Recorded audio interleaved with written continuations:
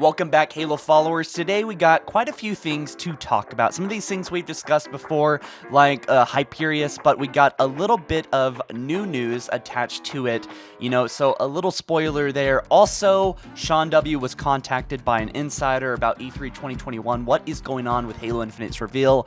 The high-level update, some people have come to me and explained what this high-level update may actually mean, and it may not be as exciting as you might imagine, and also a new ability. But before we jump into it, guys, be sure to smash that like button so hard it turns blue, and subscribe. Join me on the journey of following Halo for over 9 years, going on to 10.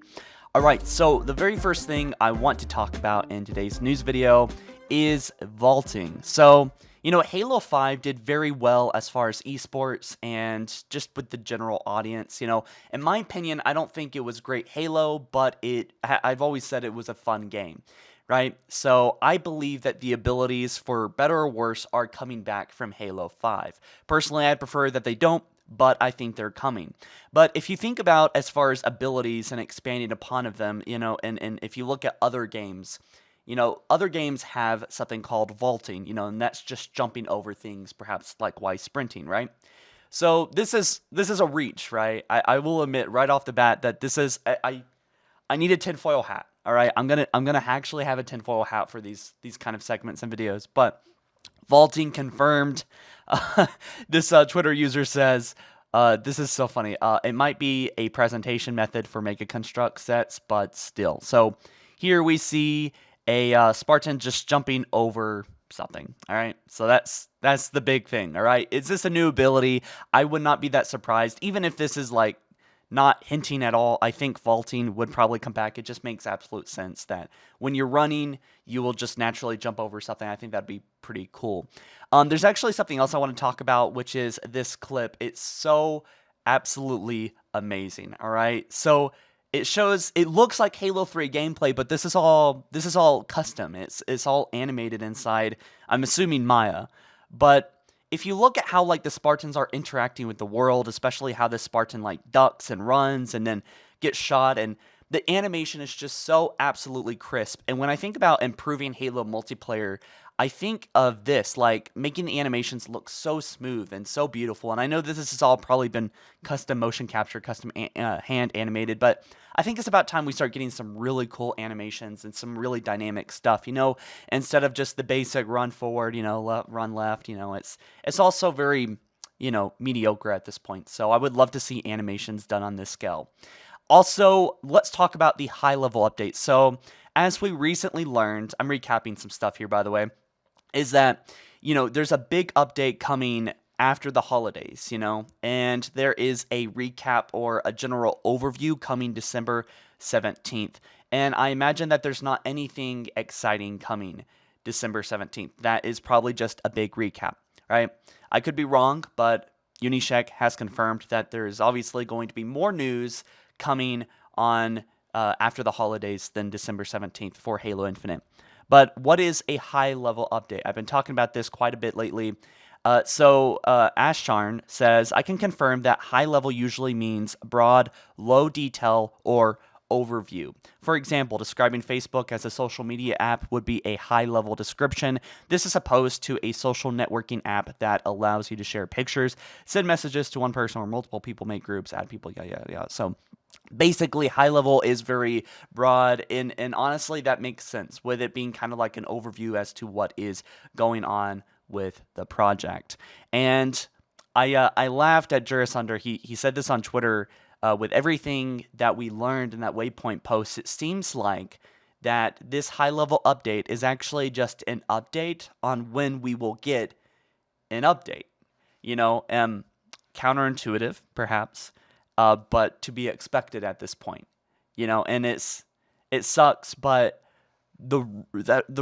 being realistic, I'm starting to really see that being a possibility that we're not getting anything substantial until next year. And let's talk about that a little bit. Now, right off the bat, I want to say go watch Sean's video on this because he goes much more into detail. I'm just going to, simply breeze over it. But in a nutshell, an insider came to him, confirmed that they're legit most likely. It could be a troll, but 343 is planning. It's just been confirmed inside at 343. Again, this could be fake, all right?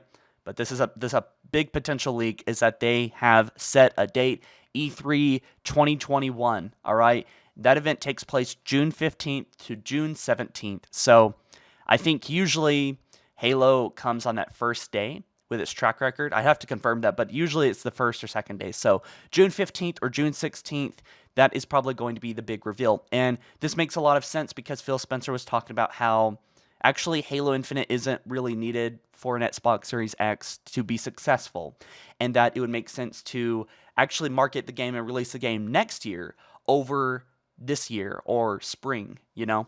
Well, I'm paraphrasing there. He didn't actually say that last part, but it all makes sense. Like holiday 2021, as I've been saying for a while, that is the date. All right. So this makes me think about the final trailers that we're going to get, you know, like the actual trailers that we would already seen and, you know, watched. And it makes me wonder if they are going to be revealing Hyprious in one of these trailers. As I said this a long time ago, by the way, this is a potential spoiler part. A major character dies in Halo Infinite, it would seem, right? But let me explain.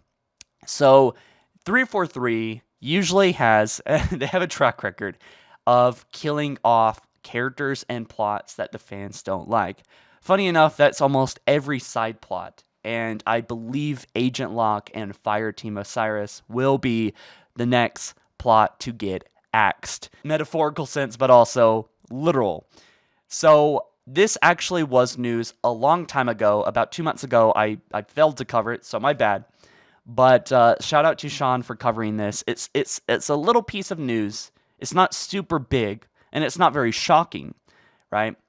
But there is a promotion that confirmed, this is legit, that there's a toy here called Spartan Killer Hyprious Infinite. All right? So what that confirms is that Hyprious, just like Jaga, is a Spartan hunter. All right? He's hunting down Spartans. All right? And the first time we heard of Hyprious was with the Mega Block toys, I think back in June, and that is with Locke's helmet on his shoulder. All right? So Hyprious has what looks like, and I would say most definitely, a Spartan 4 helmet, Agent Locke's, helmet on his shoulder. And this is not the first time, usually that brutes have, their victims on their shoulders. Back in Halo 2 and Halo 3, brutes would have elite skulls on their shoulders. So this is a common practice for brutes. A lot of these banished brutes are actually coming from the Covenant. So, they're coming from the same culture, acting the same way. And honestly, it's a brute culture thing anyway. It's not even really Covenant. So the fact that this Hyprious guy is, he has Agent Locke's helmet on his shoulder, I think highly implies that Locke dies. But the fact is that 343 confirmed, they didn't directly say this, but we all know that they were talking about this, is that, look, don't look at these Mega Block toys as like major evidence for a big spoiler. We know what we're doing, yada, yada. Paraphrasing there, but essentially they implied that this isn't a spoiler. And potentially it could just be a visual thing, but it is so very specific. We don't know anything about Locke or Fireteam Osiris after Halo 5. I mean, we really don't know much about Master Chief, but compared to Locke, we know a lot more about Chief's journey than Locke. But really, I wonder if Locke died in the Zeta Halo destruction where the ring got broken up. That's my theory. It's also possible that Locke has gone missing and he is potentially dead, or, at least the Banished think he's dead, and that's why he's, this Hyprious guy is walking around with his helmet. Did he hunt down Locke, by the way? Like Jaga is hunting down Master Chief. I think also Hyprious is going to be a new character in this game. So a lot to look forward to. There's also something else. This is just a text, but the promotion had Sentinel Infinite. So there was a leak and rumor going around a while ago talking about how Prometheans are much more rare in the game, that you only find them in corridors once in a while and foreigner structures, and they're very rare enemies. But I wonder if 343 Industries is really trying to reboot this franchise to the point where all the characters are the same and completely cutting out the Prometheans. And that might include Sentinels. So the fact that Sentinels, the Sentinel figure is being set up right next to the Spartan killer Hyprious is certainly interesting, right? There's a cool speculation post here on Reddit that I want to talk about, and it's actually the comparison between Hyperius and Jaga, and that little hook on Jaga's knee, and I think it's just armor, just similar armor, but I want to read what this says. Is that based on the images of both characters and Jaga's description from the recent canon fodder, I think it's fairly safe to bet that Hyperius is another member of the Hand of Atriox. By the way, we know that Jaga is the first Hand of Atriox. He also says, first, from a visual standpoint, both share a very similar color scheme with black as primary color and red accent lines and lights. They also both share a red claw type ornament on their armor, which you can look from or at side to side here. So that's interesting. I don't know where it is on Hyperius. I'm gonna look like an idiot later once I see it.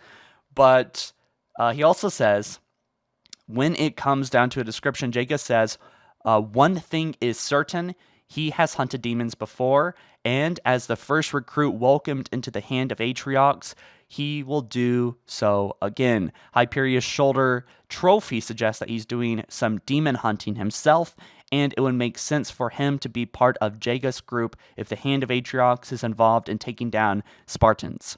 So I really hope that they don't just kill Locke off like passively. I think that would be kind of cheap and annoying, and as much as I don't like Locke, I think, well, they've had a movie about him, they've had a whole game about him, Halo 5, so they ought to do it some justice.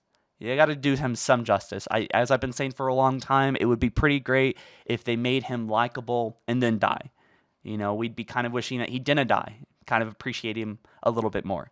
Might be too late for that, but that's how I would go about trying to save the whole Fireteam Osiris and Locke plot. And I would love to see that. I think the fact that Locke always tried to look, narratively, they tried so hard to make him look like a badass. I really hope that they don't make him look like a weakling and prop up the Banished as some badasses and really cool and strong. Because, we need a really brutal and epic fight to believe that the Banished are actually strong and powerful. And I'm worried about that because 343 has a track record of forcing narrative, forcing Locke to look cool, forcing this one thing happen despite everything, going against the story and plot and character motives, So I hope they don't do that. But anyways, guys, let me know your thoughts about all this.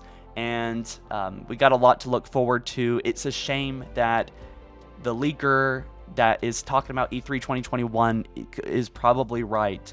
And I'm not shocked. I think that they're rebooting the hype train for January and so forth. I think it's like, imagine we rewind the clock 1 year right now. So we'll probably start getting some big news in April, May, and June. I could be wrong, I'll be covering news as soon as it comes out, like this video, but I'm not shocked. I'm pretty disappointed. And I really wish they would start showing off the game right now. And hopefully with this extra time, they drop a beta in March or April instead of releasing the game. That way, they have that very important feedback that they said that they wish they had for Halo 4. And that they were so grateful that they had with Halo 5.